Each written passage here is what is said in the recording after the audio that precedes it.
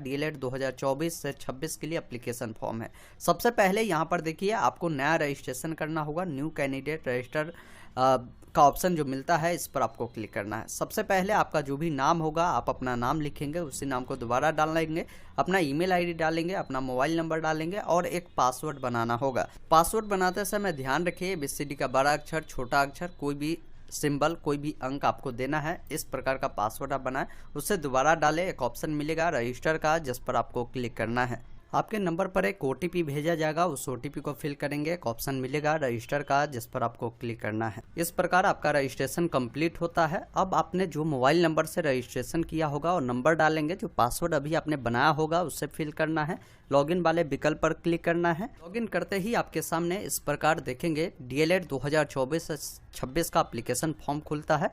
इसमें सबसे पहले क्या करना है, BSCB यूनिक आईडी आपको बताना है। BSCB यूनिक आईडी कहाँ मिलता है, तो ये आपके जो मार्कशीट होंगी या एडमिट कार्ड होंगे उस पर देखेंगे 12वीं के मार्कशीट या आपके एडमिट कार्ड पर BSCB यूनिक आईडी है। नहीं है तो इसे आप छोड़ सकते हैं, है तो दीजिए। जहाँ पर देख रहे हैं ये स्टार जो बना है वो जानकारी आपको देना जरूरी है। यहाँ पर आपको अपना जिला सेलेक्ट करना है। नेशनलिटी इंडियन रहेगा। आपका जो नाम होगा देखने को मिलेगा। बाकी जो मदर का नाम होगा उसे आपको फिल करना है। यहाँ पर मदर का नाम को दोबारा डालना है। पिताजी का नाम डालना है। पिताजी का नाम को दोबारा आपको डालना है। डेट ऑफ बर्थ के लिए यहाँ पर कैलेंडर मिलता है। सबसे पहले यहाँ से बढ़ा घटा सकते हैं। जो साल होगा उससे आप चयन करेंगे, जो महीना होगा, जो डेट होगा उससे चयन करना है और उसे दोबारा डालना है। मतलब जो डिटेल आपसे पूछा जाता है उससे 2 बार बोला जाता है डालने के लिए, उसे डालेंगे। आपको अपना जेंडर यहाँ से सेलेक्ट करना है। लड़का है तो मेल, लड़की है तो फीमेल आप चुनेंगे, उससे दोबारा आपको डालना है।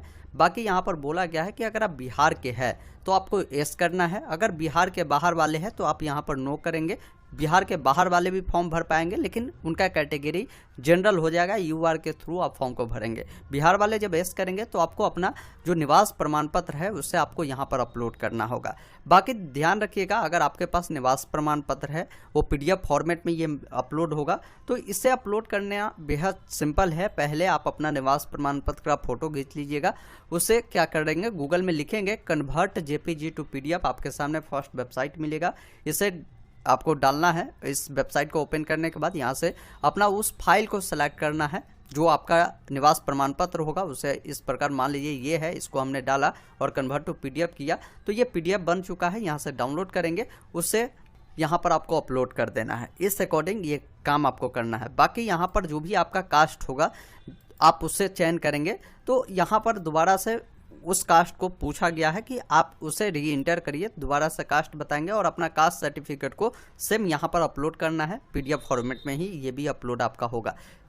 जब ये अपलोड होगा, फाइल अपलोड होगा, यहाँ से आप व्यू पर क्लिक कर कर उससे देख भी सकते हैं कि सही है या नहीं आपका कास्ट सर्टिफिकेट कि कोई अन्य डॉक्यूमेंट आ चुका है।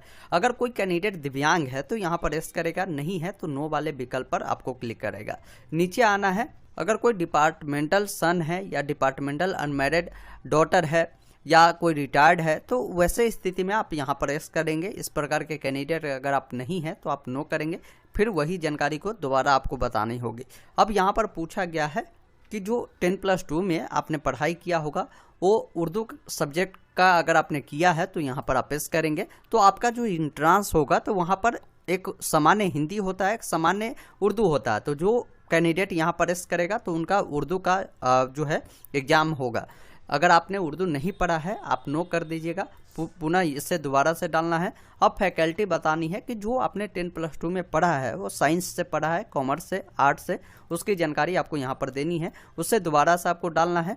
बाकी यहाँ पर बोला गया है कि इंटरमीडिएट जो है आप पास है तो आप यहाँ पर यस करेंगे। अब कोई कैंडिडेट अपेयरिंग वाले हैं, यहाँ पर आप नो करेंगे। तो अपेयरिंग वाले कैंडिडेट को भी यहाँ पर मौका दिया गया है कि पूछा गया है कि आप अपेयरिंग वाले हैं तो यहाँ पर आप यस कर सकते हैं। अगर कोई कैंडिडेट 12वीं पास है तो आप यहाँ पर यस करेंगे। तो नीचे में आपको अपना कोर्स की जानकारी देनी है। अपेयरिंग वाले होंगे तो 12वीं की जानकारी आपको नहीं पूछी जाएगी।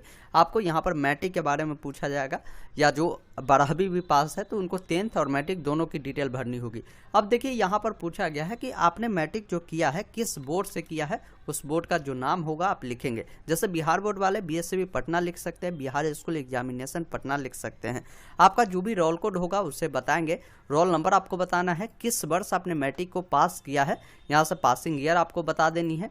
आपका कितना नंबर प्राप्त हुए हैं। जैसे बिहार बोर्ड में 500 का एग्जाम होता है, उसमें अगर मान लीजिए आपको जो प्राप्त हुए हैं वो 325 नंबर मिला है, तो यहाँ पर 325 बताएंगे। ये जो डिटेल है ये हम डमी डाल रहे हैं, आपका जो रियल जानकारी होगा वही भरिएगा। मैं आपको प्रोसेस बता रहा हूँ, इस अकॉर्डिंग आप अपनी जानकारी को फिल कर सकते हैं, अपना एक्चुअल जानकारी को। बाकी आपका जो डिवीजन है कौन सा है, फर्स्ट डिवीजन आपका मैट्रिक में है, सेकंड है, थर्ड है, वो बताएंगे। क्या आपकी परसेंटेज है वो जानकारी आपको यहाँ पर बतानी है, और आपका जो मार्कशीट होगा उससे आप अपलोड करेंगे मैट्रिक वाला। इसी अकॉर्डिंग इंटरमीडिएट की भी जानकारी देनी है, किस बोर्ड से इंटरमीडिएट आपने पास किया है, आपका इंटरमीडिएट का रोल कोड क्या है, यहाँ पर रोल नंबर बताएंगे, किस वर्ष आपने इंटरमीडिएट को पास किया है वो जानकारी आपको यहाँ पर बतानी है, कितने नंबर आपको मिले हैं वो बताएंगे, आपका जो है ये जो डिवीजन है वो कौन सा है वो बताएंगे, कितना परसेंटेज है वो बताएंगे, इंटरमीडिएट का मार्कशीट यहाँ पर आपको अपलोड कर देना है। फिर जब नीचे आएंगे यहाँ पर देखिए एड्रेस फिल करनी है। एड्रेस में यहाँ पर बोला गया है कि परमानेंट एड्रेस बतानी है। तो परमानेंट एड्रेस का मतलब ये हुआ कि आपके आधार कार्ड पे जो भी एड्रेस होगा उस अकॉर्डिंग बताएं। जैसे हो सकता है आपका विलेज लागू होता होगा तो विलेज लिख दीजिए पहले, फिर यहाँ पर क्या करें कॉमा लगाए, पोस्ट ऑफिस जो होगा आप यहाँ पर लिख सकते हैं, फिर कॉमा लगाकर पुलिस स्टेशन जो होगा उससे बताएंगे। नीचे में आपको जिला का नाम बताना है, जो स्टेट आपका होगा बताएंगे, और जो पिन कोड होगा उससे बताएंगे। किसी का परमानेंट और कॉरेस्पॉन्डेंस दोनों सामान्य है तो इस चेकबॉक्स पर टिक करेगा। कॉरेस्पॉन्डेंस एड्रेस का मतलब ये होता है कि मान लीजिए आपका घर कहीं और है, आप कहीं और रहकर पढ़ाई करते हैं, तो करस्पॉन्डेंस एड्रेस में वो एड्रेस बता सकते हैं, अन्यथा परमानेंट एड्रेस को भी आप देंगे, कोई दिक्कत नहीं है, आप इस पर टिक कर दीजिएगा, दोनों फिल होगा। मोबाइल नंबर, ईमेल आईडी मिलेगा, आपको अपना आधार नंबर यहाँ पर फिल करना है। अब जिन कैंडिडेट के पास आधार कार्ड नहीं है तो इस चेक बॉक्स पर टिक करेगा, जो आधार नंबर डाला है उनको इस चेक बॉक्स पर आपको टिक नहीं करना है। नीचे आना है, यहाँ पर फोटो सिग्नेचर आपको अपलोड करना है। तो फोटो का गाइडलाइन समझ लीजिए, फोटो आपका जो होगा ये रंगीन और रिसेंट का हाल का होना चाहिए। फोटो का जो बैकग्राउंड होगा ये सफ़ेद या हल्का रंग का होना चाहिए, और जब फोटो आप क्लिक करवाते हैं उस समय आपकी फेस जो है अच्छे तरीके से दिखना चाहिए, आंख आपका स्पष्ट रूप से दिखना चाहिए। फोटो क्लिक करवाते समय कोई भी टोपी, कोई कपड़ा, ये नहीं कि आप फेस पर रख लिए, कोई भी चश्मा, ये सब नहीं आपको रखना है। इस प्रकार का फोटो स्वीकार नहीं किए जाएंगे, अंत में फोटो के कारण फॉर्म रिजेक्ट हो जाते हैं। साथ ही साथ फोटो जब भी क्लिक कराते हैं तो आपकी आंख अगर लाल है तो उसको एडिट कर हटवा लीजिएगा, ये इन्होंने क्लियर बताया है।